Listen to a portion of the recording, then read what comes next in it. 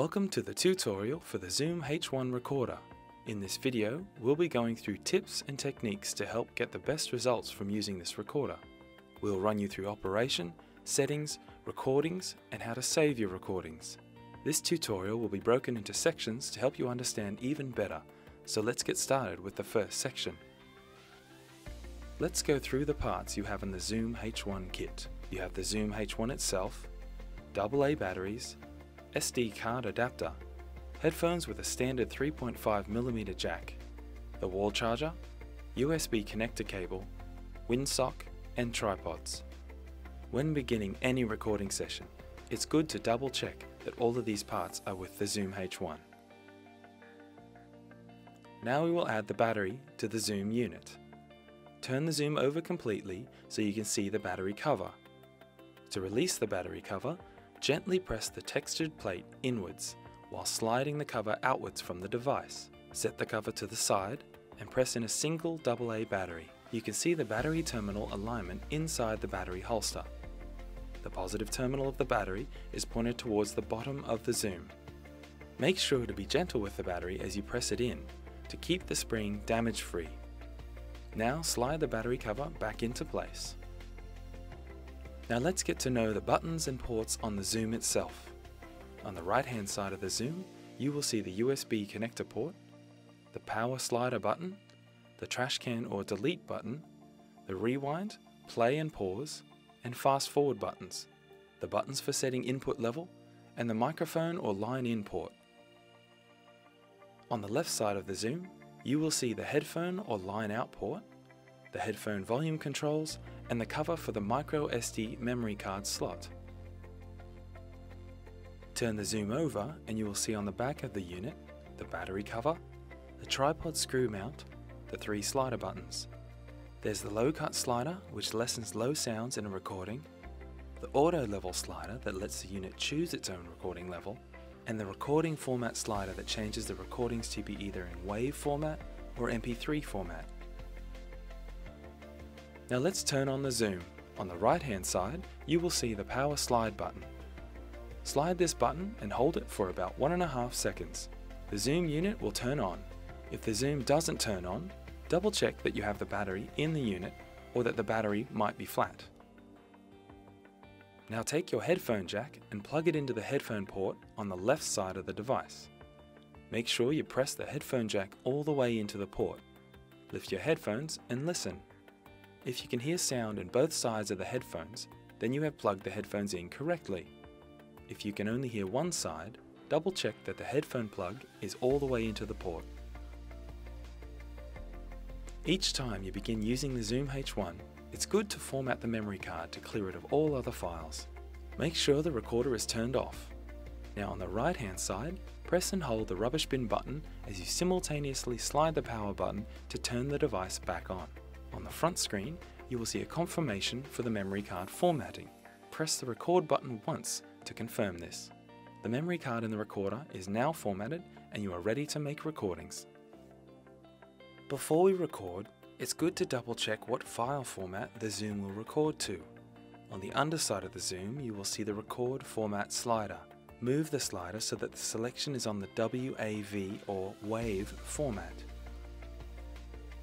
The Zoom H1 has a record and peak light just under the microphones. It will shine red when recording. Let's do a test of the record function. Press the record button once and you should notice 2 things happen.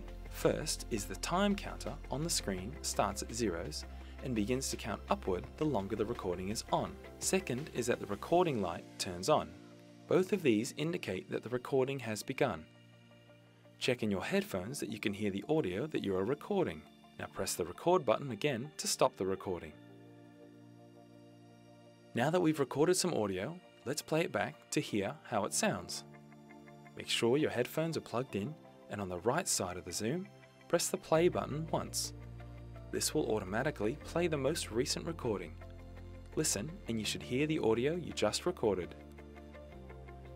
Now let's delete the file we've just recorded.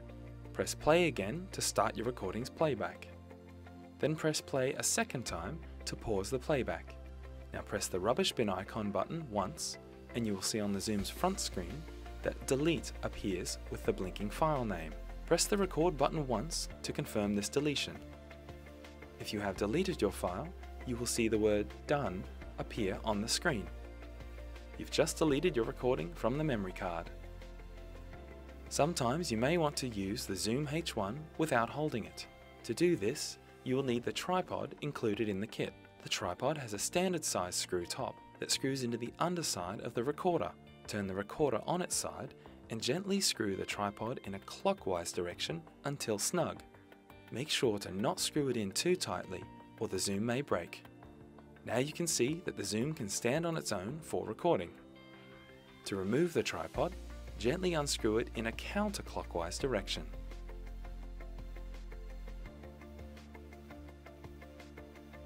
Now we are going to try some techniques to help get better recordings in different situations. An important thing to remember is the headphone volume level. Turn on the device, plug in your headphones, put them on and listen. You should hear audio in the headphones. Now on the left side of the Zoom, press the plus sign button of the headphone volume buttons. You should hear the audio level rise. It's recommended to keep the headphone volume set at around 70. Now we will show how to adjust the microphone input level. For example, let's say you want to record an interview. Turn on the recorder, plug in the headphones, put them on, and speak into the microphone to test the audio level. If you find the audio is too quiet in your headphones, you may need to adjust the input level on the Zoom. This is a way of making the microphone more sensitive to sound. Think of it like being outside on a sunny day and taking off your sunglasses. It makes your eyes more sensitive to light. Instead, we are making the microphones more sensitive to sound. Let's make the input level higher. To do this, look at the right side of the device and press the plus sign of the input level buttons. You will notice that the front screen shows the level rising. A level of 65 is a good starting point, but let's take it up to 75. Can you hear the difference in the audio in your headphones? This is a way to make the sensitivity of the microphone higher when you need it. If the input levels are too high, an effect called clipping will occur. If this happens, you will see that the audio level meters will hit the 0 decibel marker, and the red recording light will flash rapidly. Clipping sounds like a cracking or distortion in the recording. It cannot be removed after you make the recording, so it's important to make sure that the recording levels do not go above the -6 marker. Now we will show how microphone technique can give great results. You will achieve the clearest voice recording with the Zoom H1 by speaking directly into the top, so be sure to position the recorder this way when you record a speaker. Let's say, for example, we have set our headphone level and our input level to a good amount. Hold the Zoom at arm's length from your mouth or the interviewee's mouth and have them say their name. Listen to the audio loudness. Now move the mic closer to the mouth using a 10 cm or width of the palm measurement and say the name again, and you should hear a big difference in the levels. Make sure the speaker is still speaking directly into the top of the unit. This is a way to ensure that you get good recording volume, all by just moving where the recorder is in relation to the audio source. So when recording an interview, it is recommended to move the microphone to be close to the mouth of the speaker. Using the palm width measurement is a good guide for distance, as well as having the two mics facing the speaker's mouth. The second important thing to remember is the direction of the Zoom as you hold it. If you look at the top of the Zoom, you can see two microphones. They are pointed in the opposite directions to obtain a good left and right stereo image recording. If you hold the Zoom on an angle or tilt it to the side, the stereo recording won't record in a balanced way. So it's important when recording to hold the Zoom so that the screen is facing you and straight. This will help the speaker's voice to be captured in a balanced stereo image. Often when interviewing with a close microphone, your recording can get distracting pop sounds. These sounds come from the letters P, B, T, and others being said in words. This is very common. These are called plosives. To avoid plosives, it is recommended to always use the windshield when doing interviews. The windshield helps to stop this noise. Gently stretch the windshield over the top of the Zoom's microphones and this will lessen the effect of plosives in your recordings.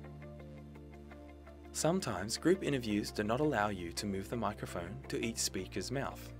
So in these cases, you can set the Zoom on its tripod and put it in the middle of the recording space. Have the speakers sit as close as possible to the Zoom and encourage them to speak in loud and clear voices. When recording outside, sometimes wind can produce a distracting noise on the microphones. You can use the windshield to help reduce this noise. Gently stretch the windshield over the top of the Zoom's microphone end. You should then hear a noticeable reduction in wind noise. The microphones in the Zoom are very sensitive, which is a good thing for recording voice, but can also mean that they can record a lot of unintended background noise as well. Things like air conditioning, a desk fan, a nearby computer, or voices in a nearby room can ruin your interview. A good way of combating this is to first find a quieter location. Turn on the Zoom, put on your headphones, and choose a room where you hear the least noise. Putting the Zoom closer to the speaker's mouth is also a great way to minimize background noise. For example, if you're at a school recording an interview, there may be some background noises of other students.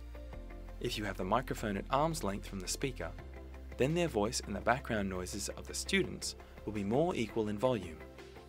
But if you bring the microphone closer to the speaker's mouth, their voice will be louder, which effectively is a way to lessen the background noise of the other students speaking. If you take a little time to prepare and find a good location that has less background noise, your recordings will come out that much better. The Zoom is made of plastic, but that means it can make distracting handling sounds in your recordings when moved. It is recommended to hold the Zoom while recording in a gentle way, not too light but not too firmly, and to not move it around while the speaker is talking. Also pay attention to the headphone cable that might be brushing against the side of the Zoom. This will also make extra noise in your recording. To download files from the Zoom recorder, you will need the Zoom recorder, a USB cord, and a computer. Plug the small end of the USB cord into the right-hand side of the Zoom recorder. Plug the large end of the USB cord into the USB port on your computer. The Zoom will automatically turn on and cycle until arriving at USB card mode. You are now ready to copy files from your Zoom recorder. First, you need to create a folder where you can store your newly created Zoom recordings. Right-click on the desktop, select New, and click on Folder. Name your folder My Audio Recordings.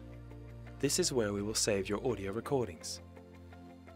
To find the Zoom, double-click on My Computer icon, locate the F drive, which is the Zoom drive, double-click on Stereo, double-click on Folder 01, and here you can see all of your recordings done on the Zoom. To copy one to your folder, simply click and drag one over to the folder you just made. It is now copied. Or alternatively, click and drag multiple files at once. These are now copied. To double check that they have copied safely, double click your folder. Here you can see your files have safely been copied. Close that window, close the window behind. Now you want to safely eject the Zoom from the computer. To do this, double click My Computer, locate the F drive, right click, select the eject button, and you can see it has been safely removed.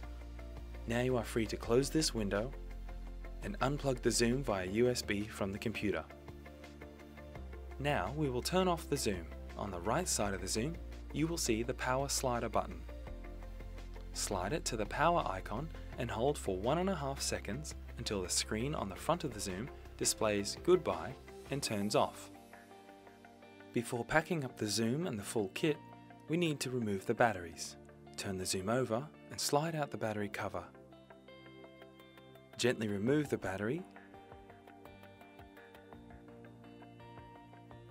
and slide the cover back in place.